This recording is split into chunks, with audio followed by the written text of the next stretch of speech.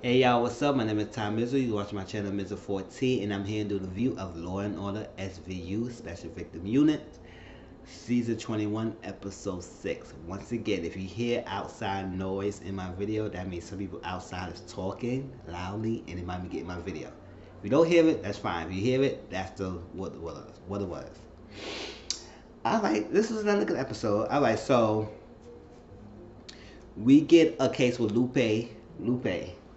What's her last name? Lupe Lopez. Lupe Lopez, she was voluntarily out of the hospital or something like that, and then she was going home. When she was going home, she lived in the projects. So she lived in the projects, eat her ice cream, excuse me, going home. The elevator was out of service. So she had to walk up the stairs. Walking up the stairs, she keep hearing noise. Some noise. I was like, ooh, if you can't hear noise like that, I would have ran up the stairs to go to my house. Nobody gonna catch me in our staircase like that. If you keep hearing noise in the staircase, I would have ran out of there. I said it's bad enough that the staircases projects, it looks scary. It looks scary, like gosh, you don't even know what's gonna happen. So she going upstairs, and all of a sudden, she got attacked from behind. Got behind that the headphones that she had was wrapped around her neck. And he's proceeded to assault her from behind. So the fact that she couldn't get to see his face. But that was that. So we got the detectives in the scene. What was it? Rollins and Finn got there, but Kat was already there. Kat was already there, already serving the area, already talked to who the person is, all that stuff like that. She had a good rapport with Lupe, so they decided to have Lupe talk with Kat in the interrogation room, in the room. And the girl Lupe said that this guy, he had like a freaking, his hands was rough, like callous his hands. He smelled kind of, his like, hands smelled like kind of woody kind of smell. Like she said, like a pencil sharpener type of smell. So I said, oh, pencil sharpener. I said, oh, was he a teacher or something like that? So that was that. And then he said some of these words. He said, okay, Chiquita, doing nice for Poppy. That's what he said. I was like, oh. And she said, her Poppy died. So that was like, that made her very upset and distraught. She had a mother who was working late nights, so she wasn't there. And I think she had like a little sister that was upstairs. And she did mention that the guy told her that if he don't do this to her, then he will go upstairs and go after her sister. So now it made the detective realize that he probably had knew the family. So that's why he would know that she got a sister, if like why he would know that if he never seen any places or he never seen them. So I was like, ooh, it's crazy. So but the rape kit come out, nothing on the rape kit. It was no semen and no hair, so they know that this person is a pro. Like he's very careful not to leave any DNA on the person that he sexually assaulted. So, but it come to find out, Rollins found out like a weird hit. The touch DNA on the headphones matches a previous case that's 16 years ago. In 2003, that was a double homicide. Rape leads to double homicide, and that touch DNA matches the matches DNA under the fingernail tips of the two victims, which was the mother and a daughter. That was one was sexually assaulted and got killed. Now, the two people who was convicted of this crime was the son and brother. What was the son and brother of the victims? It's like that. I said, ooh, that's crazy, right? So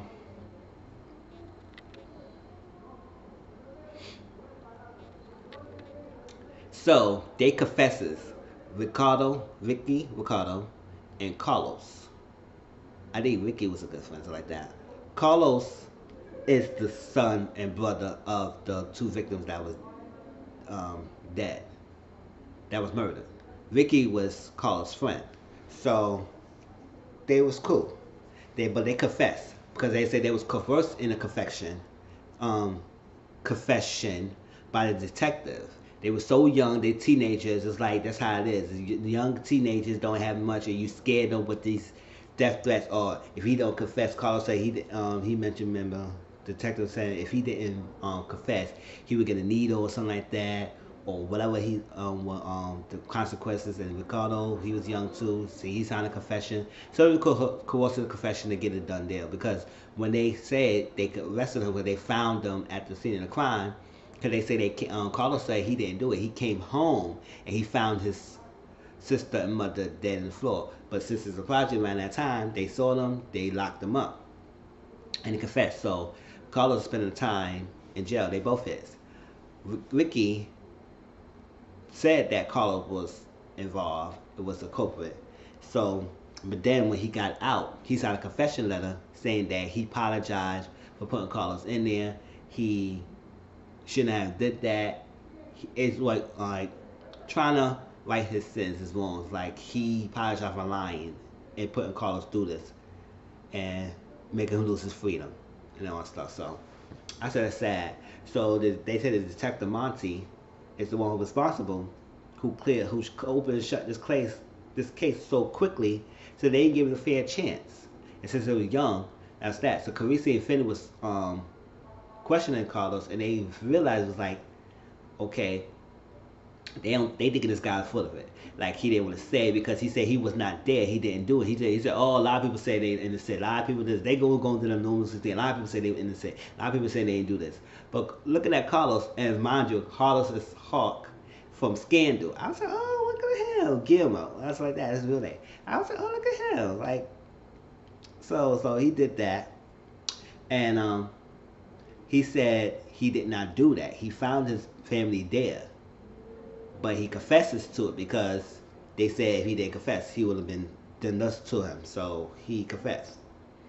And he said after Rico got out, he got a letter, and it showed him a letter, and then Crazy saw the two handwriting and also like that letter.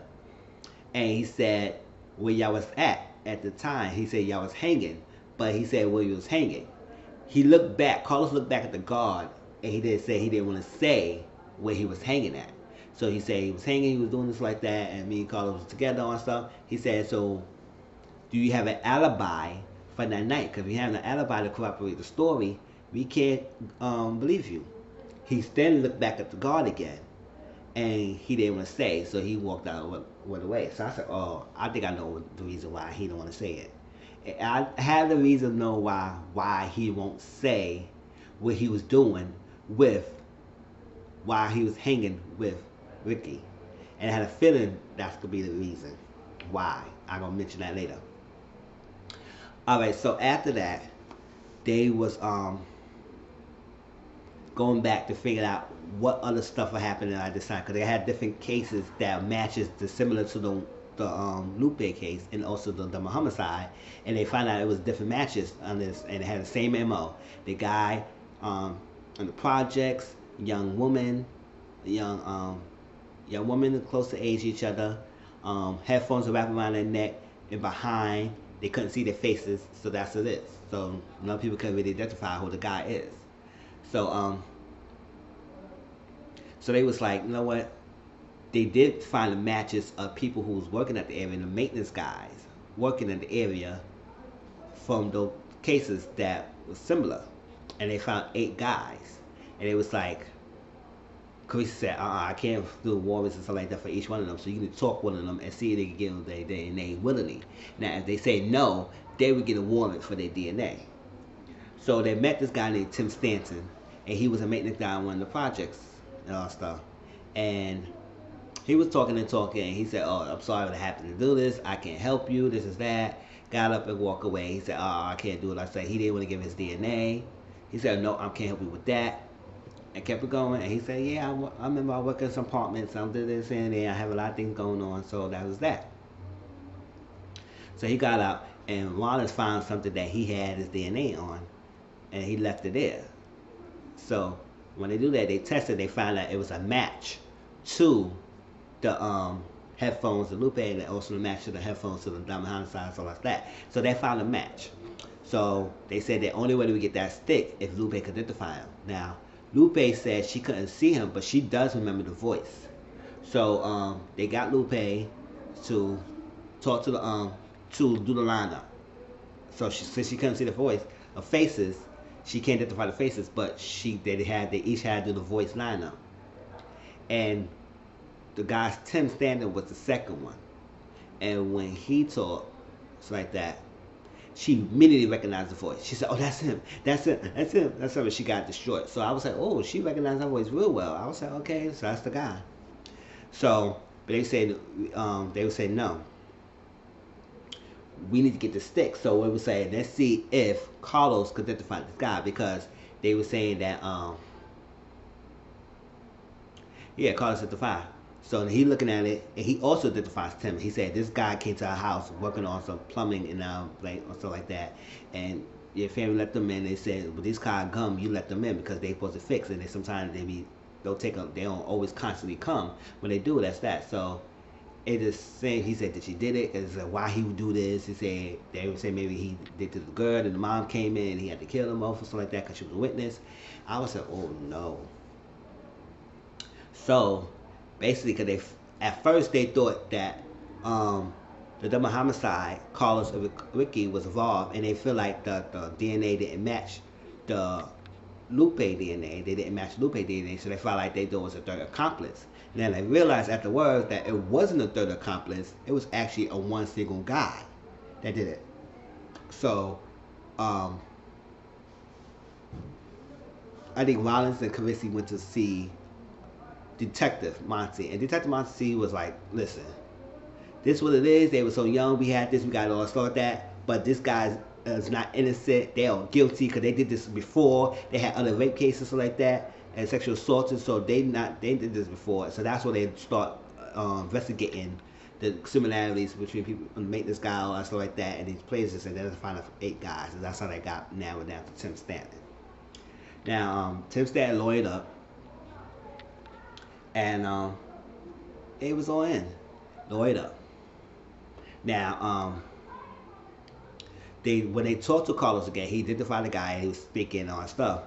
And then he was asked, we're going to try and see if we can get you vacated and get you out.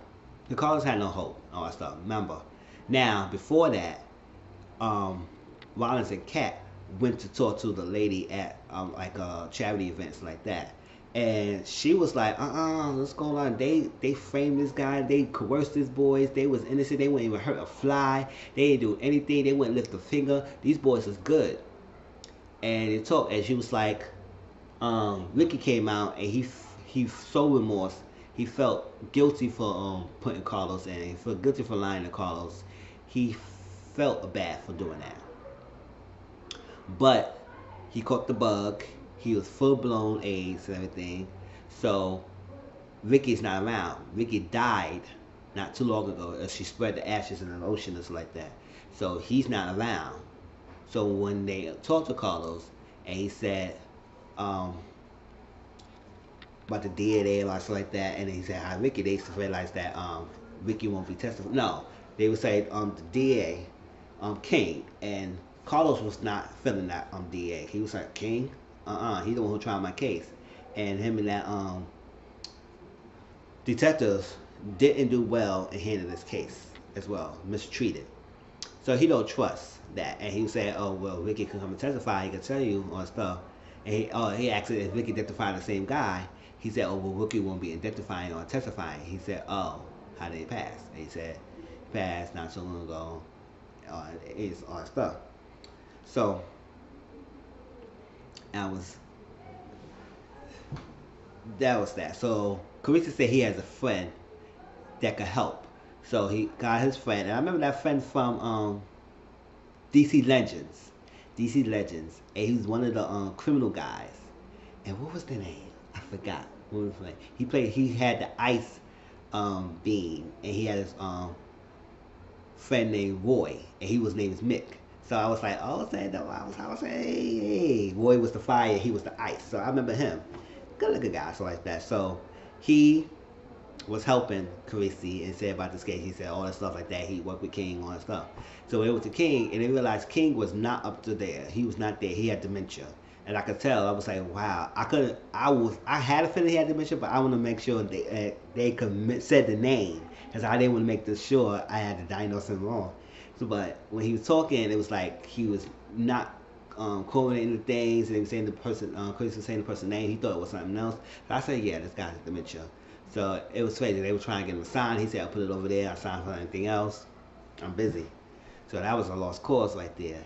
So when the lawyer went to talk to Benson and Carisi and all stuff, sat there, the lawyer was trying to hammer him. He said, oh, because they were going to charge him with 6 rapes, sexual assaults.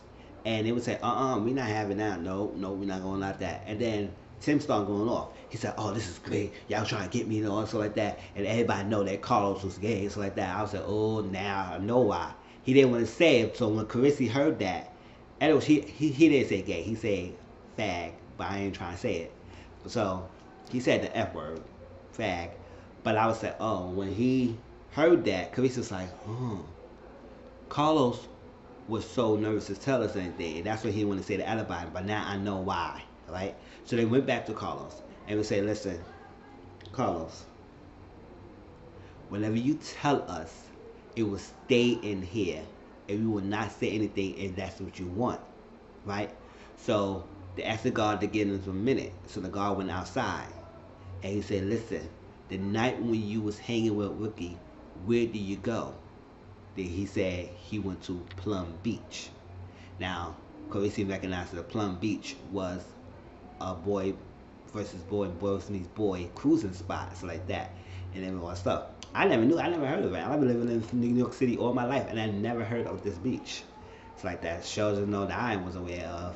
But so I looked it up, and they said it was a cruising spot and everything. I don't know if it's still around. I think it is still around, like parts of Sheepshead Bay, off the Sheepshead Bay area, Brooklyn.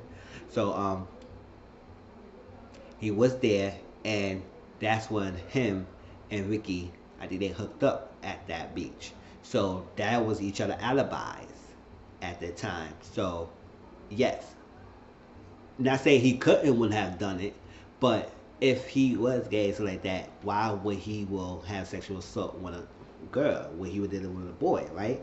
So I was like, it is what it is. But he was not there. He was at the beach at the time when it's happening with Ricky, and they was hooking up at the place, and they enjoyed it and all that stuff. So that's why he don't want to have it come out when he was in jail, because if he said it and everything, they would treat him like they had done Ricky, and Ricky died of AIDS. So they will bitch him out. That's what he said, in a jail cell until he catch the bug and he died from it. So that's why he really wasn't trying to say anything. Because like Finn said, like, this is the day and age, you could come out, it's not a bad thing like it was before. But he said, yeah, but in here it's worse. So I don't want that happening. When the Emmy, all that people find out that I had this, they will try to get at him, and they would say no, they will not have that. So he didn't want to bring that out. So Carisi's friend got after he found out, Carisi went back to him and he said, oh, you telling me this because I'm gay as well, so like that. He said, I know you can help, all that stuff. So he said he didn't think about it. They was talking to Lupe, and they said Lupe may have to testify. And the mom was like, no. But Lupe said, I will do that, because if I don't do this, he maybe could come and go after our sister. And that's when mom said, okay.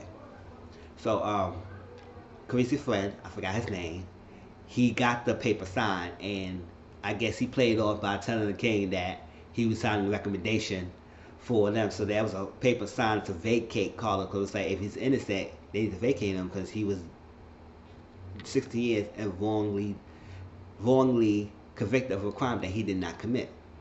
So they went to court, they did everything, the DA, prosecutors, they both agreed that they did vacate.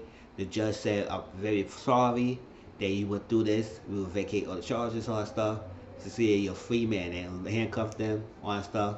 But I remember Carlos made an agree. He said, I may not get out here, but can you find out where my family is buried? He wanted to know that. That would give him peace. And he became a free man. And Carissa and Finn took Carlos to the gravesite, and he said this thing is so fresh and new. He said people heard his story and they did a GoFundMe page to fund that grave tombstone, and they did it and all that stuff. So it was nice, and that's how the episode ended. That was a good episode, y'all. Please like, comment, subscribe to my channel. Tell me how you feel about this episode, and I'll see y'all next week for Order SVU. All right, y'all. Peace.